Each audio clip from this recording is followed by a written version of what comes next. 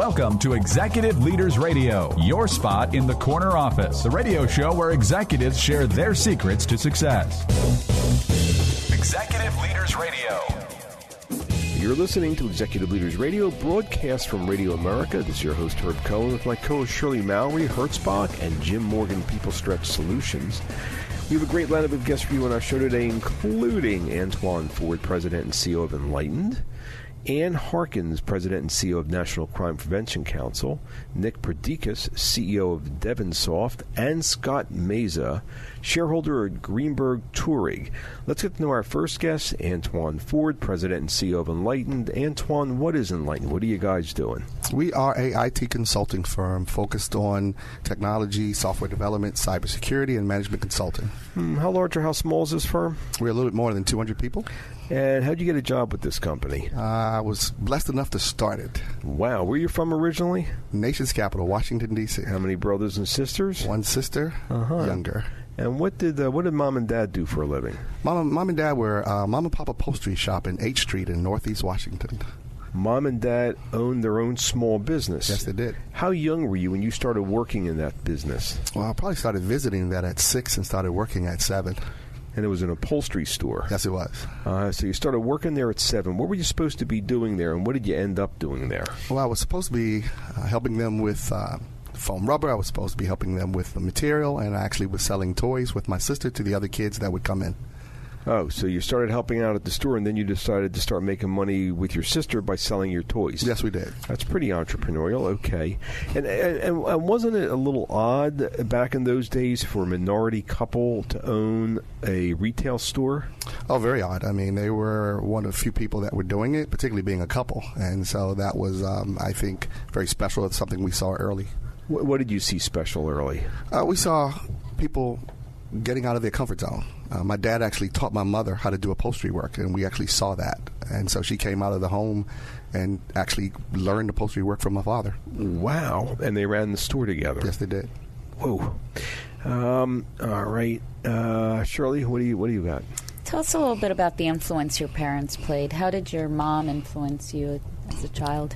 Well, I think my mother was, as I call, the soul of the household. She was passionate. Although she was from South Carolina, she came to Washington, D.C. at about 21 years old, got here, but she was passionate about moving forward and doing the things in her life. And I think we saw that, and I'm driven. I believe that anything you need to do, you need to do with a lot of passion. And what kind of influence did your father have on you? My dad came out of the military, and he always would say, did you think about that before you did something? And it taught me a lot about, in some cases, I didn't think about it. It was a problem. And how do you think that translates into your role today?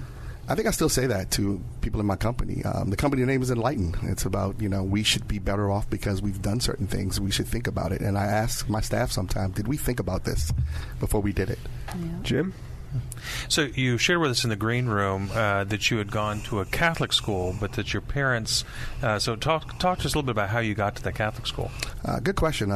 Education system at that point in public wasn't that good in the 70s, and my parents put us in Catholic schools, not knowing that at the end of the day they would negotiate and barter for tuition. They would reupholster the furniture in the school in exchange for tuition. We didn't know that's how we got there as a child, but realizing that's what they did. And in 8th grade, they told you something about college. Yeah, they told us, son, we can't pay for college. And that made me think about, well, how am I going to go to college? Because they really put into education. So I started writing letters to companies that were in technology. I knew I wanted to go into tech. And so I would write letters to IBM at the time and those large companies that a kid hears about. How many letters did you send out? I probably sent out about 25 letters asking them if they paid for school, I would come to work for them. I was bartering at the time. Okay, so you had learned the bartering, but it also sounds like you had a lot of drive. So yeah. How does that impact you today? I think today we realize, learning from a child, there shouldn't be anything that stops you. There's an obstacle there, but you have to have the vision to be able to say, how do I need to overcome this obstacle? You mentioned that the church played an important role in your life. What are you talking about? Faith was important to me. My parents were very involved in the church, and so early on I was taught that faith was something critical that we needed to have, and it still plays that role today. Mm-hmm. How's that play an important role in the business today? Well, when you grow up, faith believes that you have to believe in something higher than yourself, and you have to believe in something you don't have. In business, that's the nature of an entrepreneur. I got to believe in something I don't have yet so that I can achieve it. Because if I can't see it, even though it doesn't exist, there's a problem. And I think that's an issue. And as I learned that by being a person of faith. You mentioned that Mom got ill with cancer when you were 13-ish. And I'm wondering how that affected you. I think early on, you're close to your mother, and you realize that that's the sole person that brought you into this world, and it made me have a little bit more responsibility. I think I wanted to care for her. She did what was necessary to help us out, and I think that's involved with a lot of being an employer. We want to care for the people that we employ. Wait a minute. I read the newspapers. What are you talking about? I hear that if you don't do your job, you get fired. What are you talking about? You care for your people. Well, realize, this is a very competitive environment right now. It's hard to get people. Unemployment is low. So the only difference is if we care for people, there should be a difference between my company and who I'm competing with. Okay, I just wanted to make sure I understood. Who's got the next question? So you had your parents were entrepreneurs, and they had that faith component. What was their impact on the community? Good question. My parents really took care of the community. I think they were out there on 8th Street trying to clean the community, making sure that they were politically involved, trying to make sure that that was an important part of growing that community. If you look at 8th Street was one of the places that burned down in the 60s. And so when they were there, they wanted to rebuild that whole corridor, which is incredible now if you see it. And you mentioned in the green room that you kind of saw two cities. Tell us about that. Yeah, growing up in the inner city of Washington, D.C., we grew up in a poor neighborhood, and you realize that was one place. And then when you were able to leave that and saw other parts of the city, you realized there was a difference. And that always bothered me a little bit, because why in the same city did we have two different cities? So as an entrepreneur today, how do you model your parents' example? One of the things I do right now is we give a lot of scholarships to kids in the inner city. I'm involved in workforce, and so my job right now is to give, particularly in technology, young people an opportunity to get technology jobs. This is a differentiator. I think it's important that people look at economic development as an answer to some of the problems in cities. And I learned that from my parents early on as a child. Well, what kind of sports did you play as a kid? Football and basketball. Football was my favorite sport. What was your role in the team? I was a captain of the team. I also played receiver, which is a fairly independent position because you're off to the side. Right. You were the captain of the team? Yes. How'd you get to be the captain of the team? I like to win, and at the end of the day, I said I need to be captain because we need to win. So did they appoint you that, or did you work your way into it? I lobbied. I have a question. What's the similarity between being the captain of the football team when you were a kid and being it says here you're the president and CEO of this organization called Enlightened, which is 200 people. Is there a similarity there? I think it is. I think it's vision. I think ultimately, as a captain of a team that you're playing as a child, you have to have vision on where you want to go. And I think as a CEO, you have to have vision because you have to see things that other people don't see. How good were you at figuring out where people fit on the team back when you were playing football?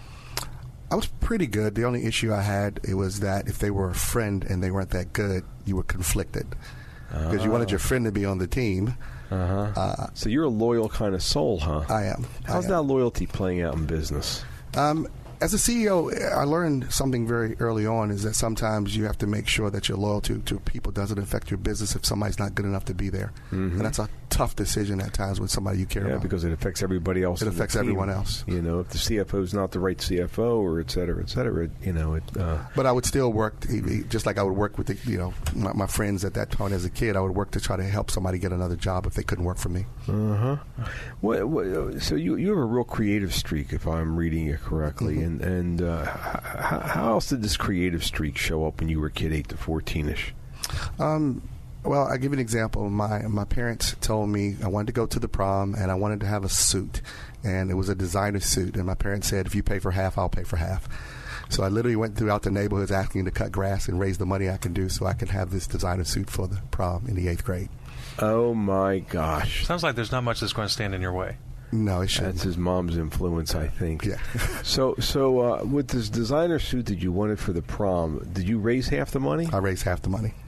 It was exactly half? It was exactly half. So you know what it's like to go meet a goal. Yes. And do anything it takes to meet the goal. Do you think your parents were surprised?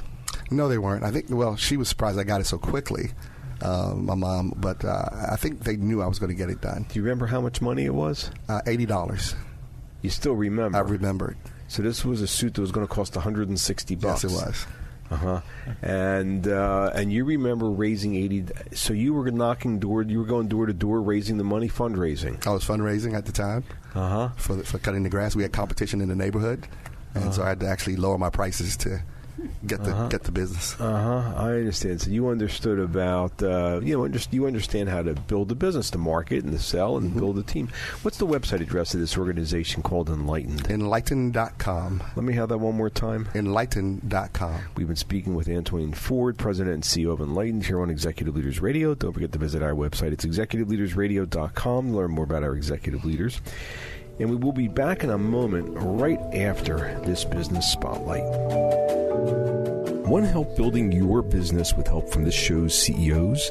Our CEOs can help you uncover more opportunities, grow your sales, connect you, help you raise money, all the big issues, because our CEOs have been there and done that. They've succeeded in creating millions of jobs and earning millions of dollars, and some are available to advise you. Now, email mentors@executiveleadersradio.com. That's mentors@executiveleadersradio.com. The same CEOs you've heard on the show for 10 years may be willing to help you build your business, uncover new opportunities, grow your sales, connect you, help you raise money, all the big issues, because our CEOs have been there and done that, succeeding in creating millions of jobs and earning millions of dollars. And some are available to advise you. Now, email mentors@executiveleadersradio.com. That's mentors@executiveleadersradio.com.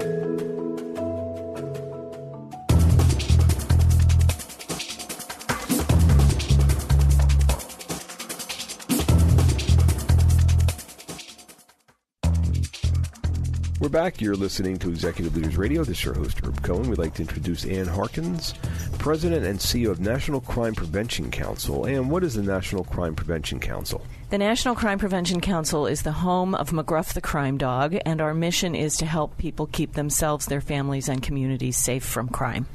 Wow. Where are you from originally? I'm originally from Philadelphia. How many brothers and sisters? 2 younger brothers. 2 younger brothers. And what was going on with you 8 to 14 years old? The biggest transition I made in that time frame was to move from Catholic school to public school, a very large class to smaller classes and a much more dynamic environment. Sounds to me like something tough was going on back then. Well, there were 67 kids in my class when I started for the first 6 years of school. Yeah. And I didn't want to make that move, but my mother really insisted on it. And it was an important change in my life, opened my horizons a lot. But it sounds like it was a tough transition. It was. It was awkward. For example, for the most part at that time, public school kids, the only Catholic school kids they knew were those who had been thrown out of Catholic school. So there I was, a smart girl in 1960-ish, and it was hard. Oh, boy, I can see that. Who's got the Jim? What do you got? What do you want to know? So tell us a little bit about what types of sports you played. In junior high, I became exposed to field hockey, and I played field hockey and basketball. And what types of roles do you play? In both cases, I was sort of a combination of defensive and offensive. Okay. And so what did that teach you? Stand up and take it. And in the basketball guard sense, that meant stand up and protect your team, but also take the ball if you could get your hands on it and get it to somebody who could get it in the basket. So you had talked to us a little bit in the green room about the change of funding that you had to go through with your current organization. How did you bring that, or how did that help you do that? Tenacity was really important in being determined to make the organization work in a new framework. We were essentially federally funded for more than 20 years, and we had to make the transition in a very bad economy. We had to make the transition to get private funding and support the organization in a whole new way. Mm-hmm. Shirley? You also mentioned to us that you were involved in theater. What did you enjoy most about that? I love theater. I've loved theater since I was a very small child, and what I love about it is being transported. But I became involved in theater, which involves a lot of people in collaboration, and even as a young high school student, my art was organization. And now I serve on the board of a theater festival in West Virginia. And how does it also translate into your role at as CEO? Well, President and CEO? being exposed to public speaking and sort of knowing how to make a presentation, I think it helped with that. And also, the most important thing I have learned from that board and from being involved in theater is the importance of collaboration and support for other people. We think of actors as sort of egotists, I think, and in fact, many of them are very shy, and they are so supportive of one another. Mm-hmm. Jim? So you talked to us a little bit about kind of the relationship you had with your parents and their friends. Tell us about that. My parents were older when they started having children, and so my mother in particular had single women professional friends who had a very important influence on me. My father traveled a lot. If they had to travel together, one of those friends would come and take care of us. So we were just exposed to a lot of smart, then somewhat entrepreneurial and unusual women, and people who cared a lot about kids, and we were just very lucky to have So in that. what way has that had an influence on you? I hope it makes me care for people effectively. It gives me a much broader perspective, and I think it's softened me. Do you think it's helped you deal with your board and outside folks that want to know about the organization? Yes, because you have to be able to... Well, I'm very enthusiastic about the National Crime Prevention Council and its work, and so... but being able to make the presentation and explain to people why that matters, why the common sense approach of crime prevention, which saves money and keeps people safe, is important to our society.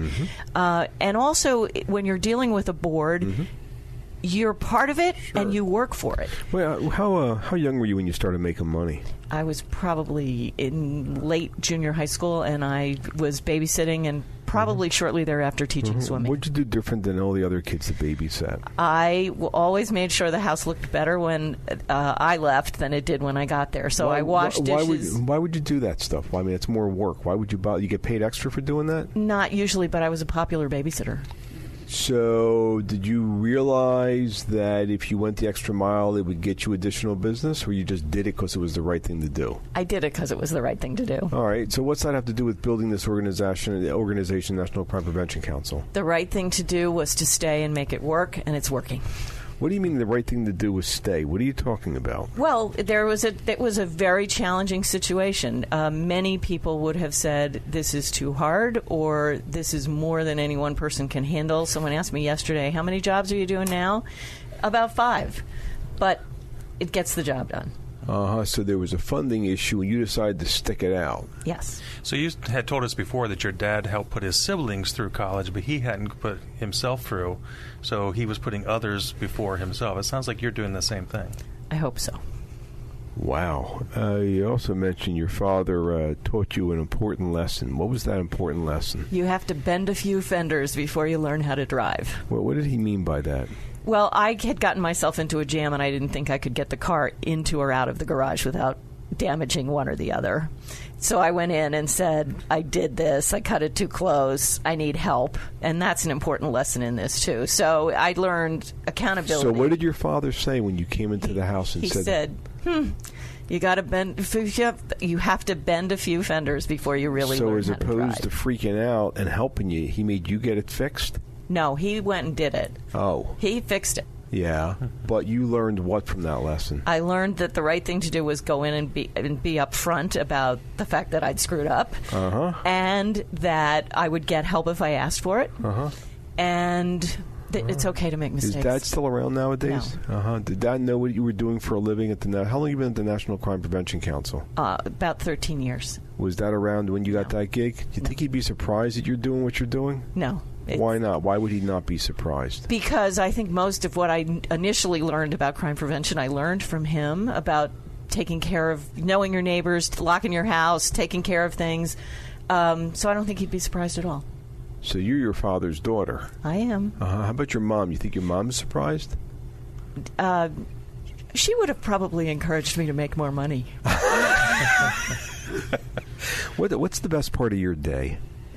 The best part of my day is working with people. Shirley, did you have another question about... what was the best year you had in school? 4th grade. And I was 10. I was in Catholic school, which was a rather staid sort of place, and we had this very young, dynamic teacher who went out on the playground and played with us and took a baseball bat in her hands and whacked balls, and it was just a great year. And what lessons do you think you learned from her? Be dynamic and take chances. How'd you get that lesson about taking chances and being dynamic? Well, you have to envision 1950s Philadelphia Catholic school, a lot of nuns, and here's this probably 23-year-old teacher taking a baseball bat and hitting baseballs with the boys in the playground. So she was rather unconventional. Yes, she was. And you really appreciated that. Just like you appreciated some of your friends, some of your parents' friends. Yes. So you appreciate the unconventional. I do. And you've also got the stick-to-itiveness going for you.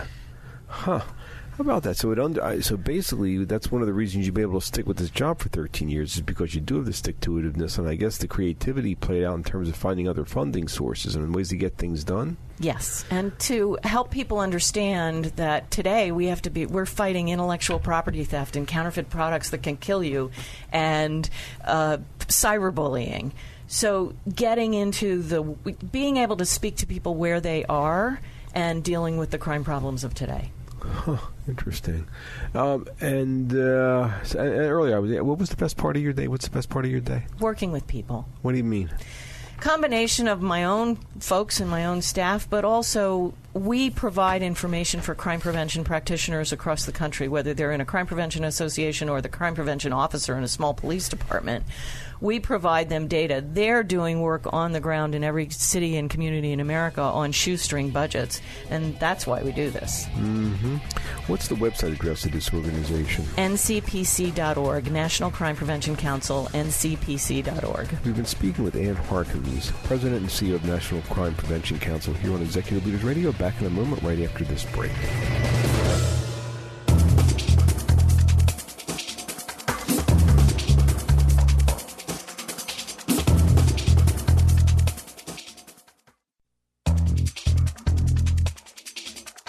We're back. You're listening to Executive Leaders Radio. This is your host, Herb Cohen. We'd like to introduce Nick Perdikis, who's the CEO of Devensoft. Nick, what is Devensoft? Devensoft is a software company that helps businesses run more efficient mergers and acquisitions programs. Mm-hmm. How large or how small is the team? We have 25 employees. And how'd you get a job with this company?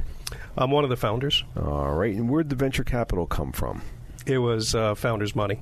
Oh, all right. And where you're from originally? I was born in Frankfurt, Germany, moved to Athens, Greece, where we lived for a few years, and then to Washington, D.C. when I was 8. All right. And how many brothers and sisters?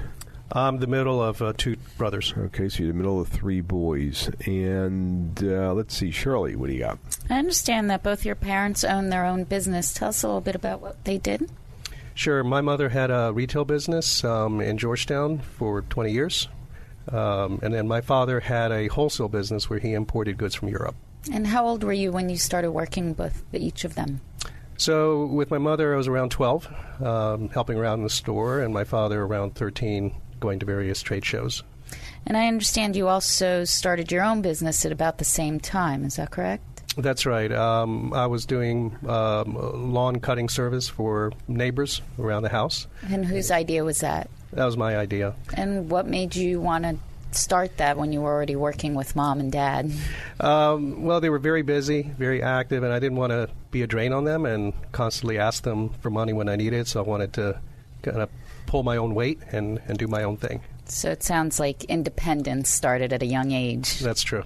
Well, but I'm trying to figure out if you were working with Mom and you were working with Dad and, you know, all your friends are out playing and stuff, wouldn't that be enough work?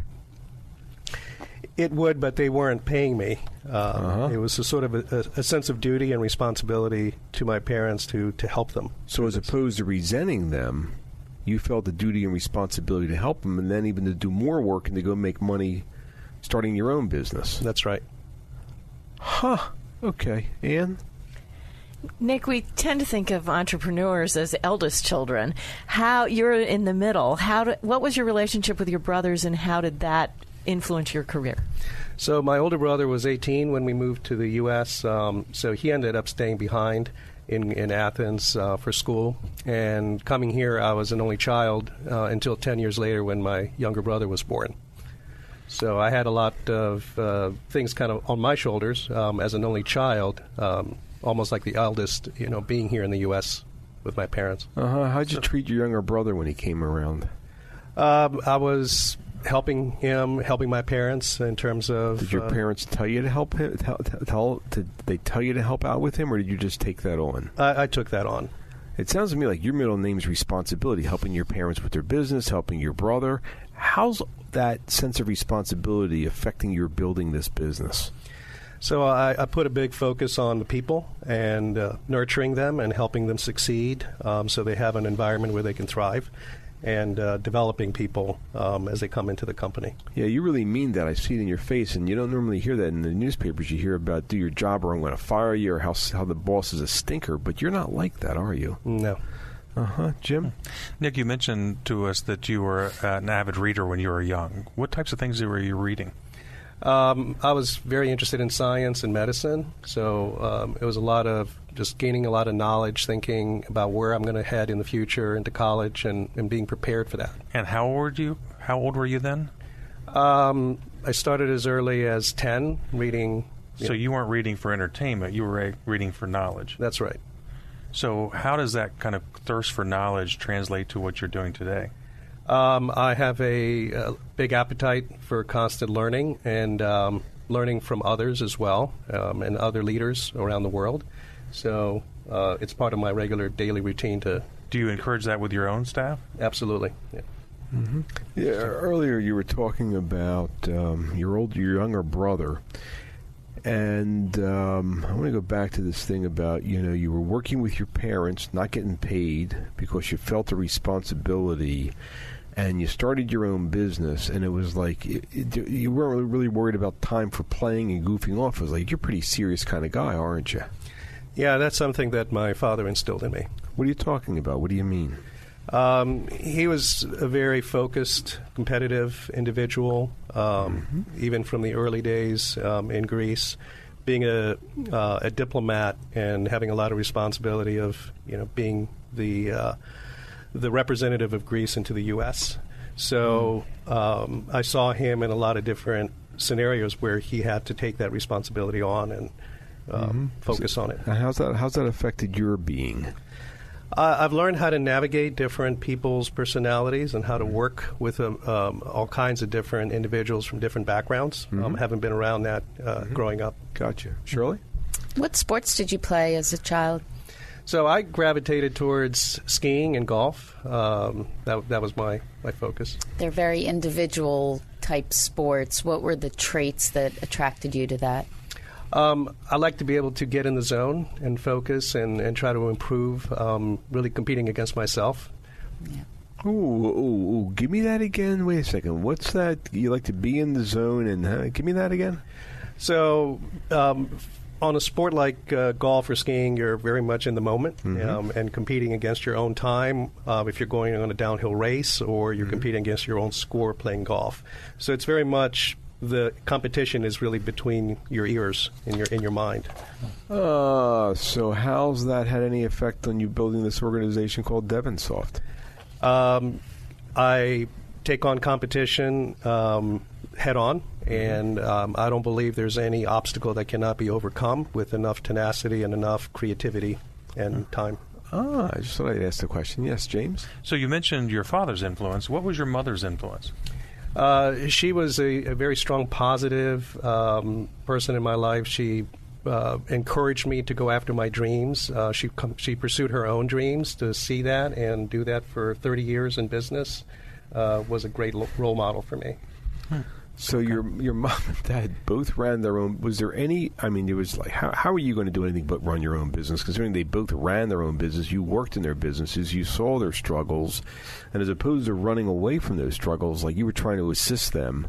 I mean, you had entrepreneur in your blood from an early age, didn't you? That's right. How many businesses have you been involved with starting? I'd say 4. You've been involved with starting 4. How many ideas have you had as opposed to how many businesses have you started? I lost count. So you naturally like coming up with business ideas. Yes.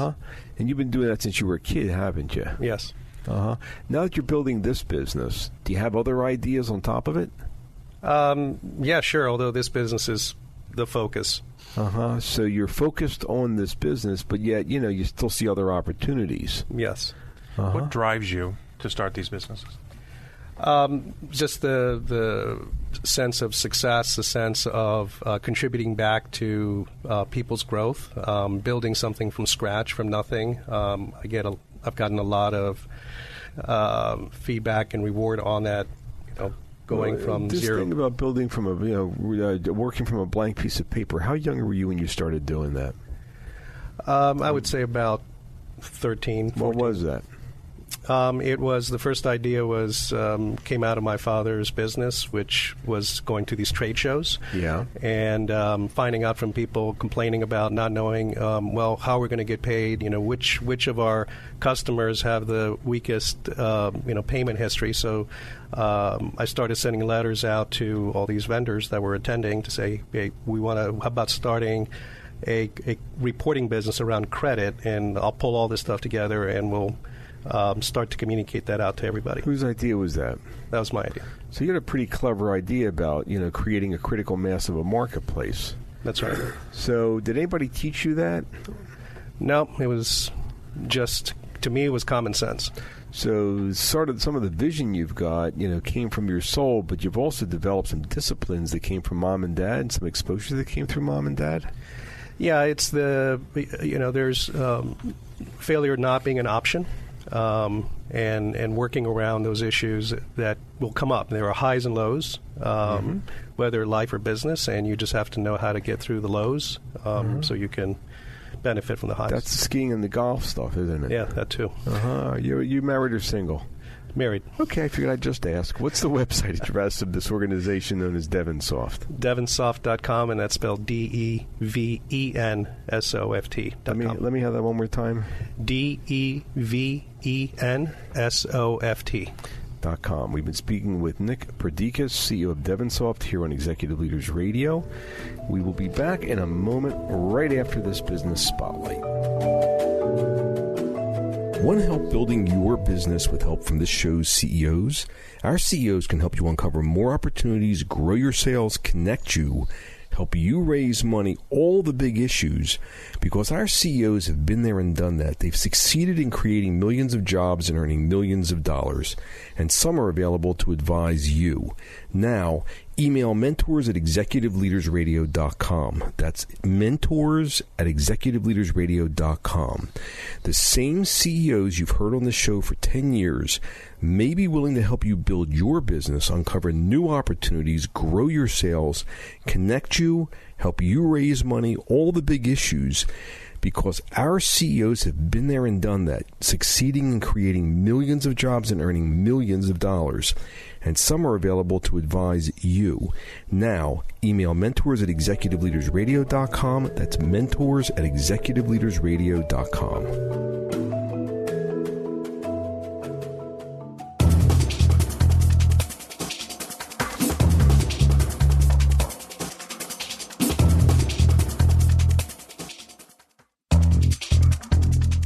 We're back. You're listening to Executive Leaders Radio. This is your host, Herb Cohen. We'd like to introduce Scott Meza, who's a shareholder at Greenberg Traurig. What is Greenberg Traurig, Scott? Greenberg Traurig is a large 2,000 lawyer law firm, international, and 40 offices around the world in the U.S. Where are you from originally? I was born in Portugal, moved when I was a young boy to southern Texas, and then moved at about 13 to D.C. in Virginia area. And what were your parents doing in Portugal? My father was a Presbyterian minister, and my parents were missionaries who took a vow to live with the poor on the hills of Lisbon for a few years, ministering to the poor. Cuban missionaries ministering to the poor in Portugal, and that's where you were born. Correct. And your dad was a Presbyterian minister. He was. The only Cuban who wasn't Catholic. He happened to be Presbyterian. Okay, you come from a rather unconventional background. When you moved to Virginia, you were assigned a nickname. What was your nickname? You know, when I first came to school, 8th grade in Northern Virginia private school, my nickname was Tex. Why? Because no one could understand me. They knew I was from Texas. I had a thick drawl, and I still wore cowboy boots, believe it or not. So it was unique for that school. But you came from an affluent background, and you came to McLean, which was affluent, so you fit right in. Well, we weren't affluent. I was a scholarship kid, and my parents lived in a house provided by the church, so we didn't own anything, but didn't have any perception of not having money, but definitely entering a community where money is very important. I had not had that experience before. How'd that make you feel? It did not make me feel bad. It made me feel interested. It made me feel a little aspirational, like I'd like to join that world too. Wow. Okay, Shirley. So how young were you when you first started making money?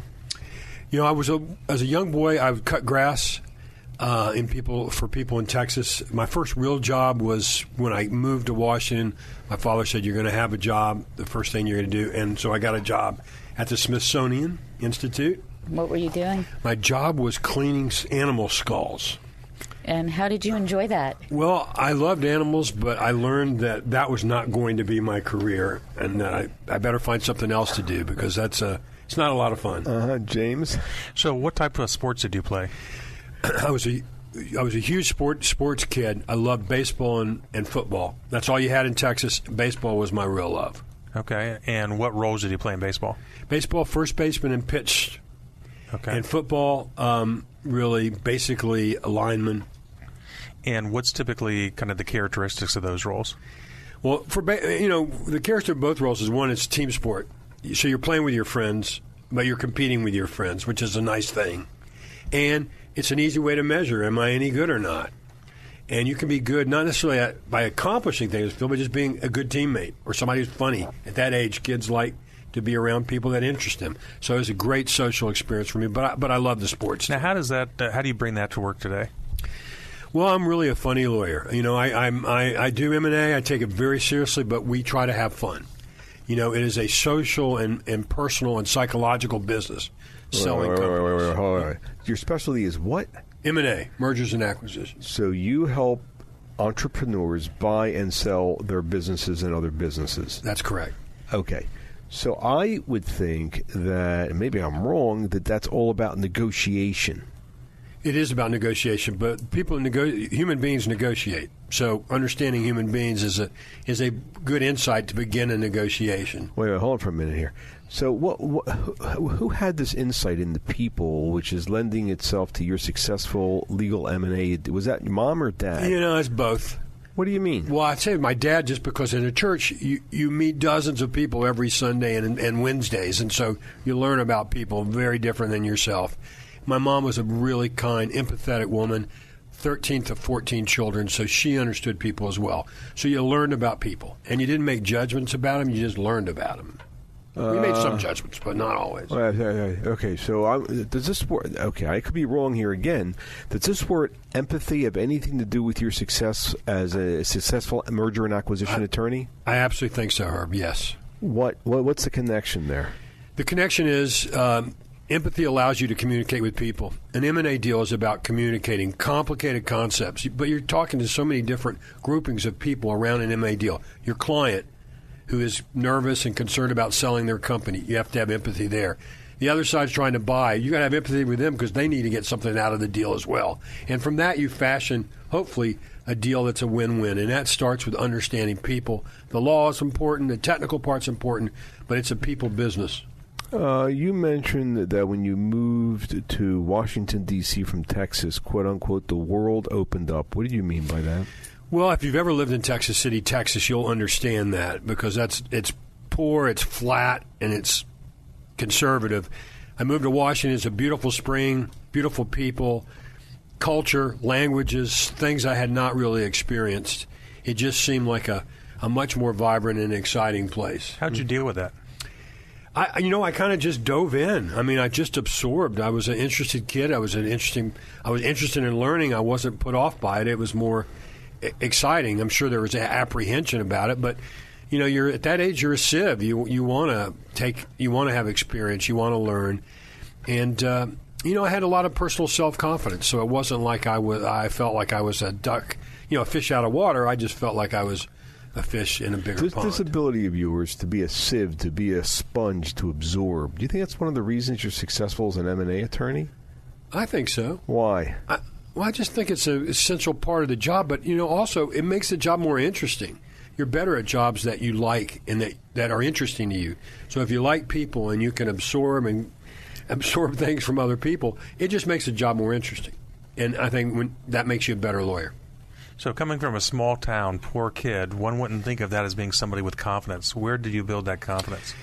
I think it comes from being loved, and I think it comes from parents putting expectations on you about how you're going to be and what your behavior is, but love you unconditionally. I think that's part of it. Sometimes it's just lucky, I was just born good-looking. I can't help it. No, I'm just kidding. Oh, gosh. Thank God this is radio. That's all I can say. Where does Willie Mays fit into this whole thing? Willie Mays, man, I love baseball above all things. And Willie Mays, when I was a young boy, he was at the very end of his career. He was a phenomenal person.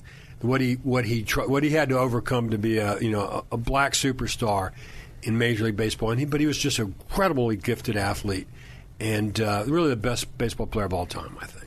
Go ahead, tell us the rest of the story. I'd never been to a professional baseball game. My father finally took me to the Astrodome, and that was the end of Willie Mays' career. He's like 42. He was playing for the Mets as he was all washed up. I was so excited to see him. I remember a simple fly ball to center field. He puts his basket catch that he was famous for, and he dropped the ball. And I remember just crying and my dad saying, "Don't worry about it," Why were you crying? Well, just because I had such expectations that I'd see him go 3 for 4 with 2 home runs and perfect fielding, and he was just an old man playing center field. So as opposed to laughing at him or as opposed to ridiculing him, you really felt empathy there. Yeah, I felt empathy for Willie Mays. How's that affect your relationship with your clients? Most clients I feel empathy for. I mean, and you're an M&A lawyer. When you sell your business, it's the biggest thing in your life. Next to the birth of your children or maybe your marriage, it's a huge thing in your life. So you have to have empathy with the client because it's an exciting and terrifying Well, you don't time. have to. It sounds like you do. Well, I do. I do because that's my nature, What's and I the think benefit? it makes What's you the better. benefit to your client of your empathy? What's that? What's the benefit of to your client of your empathy? I think you're better able to achieve what their goals are when you understand what they want.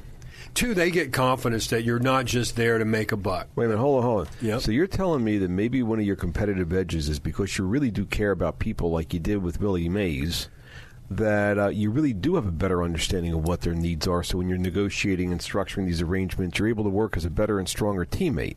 Yeah, I couldn't say it better than that. Is that true? It is true. What? It is true.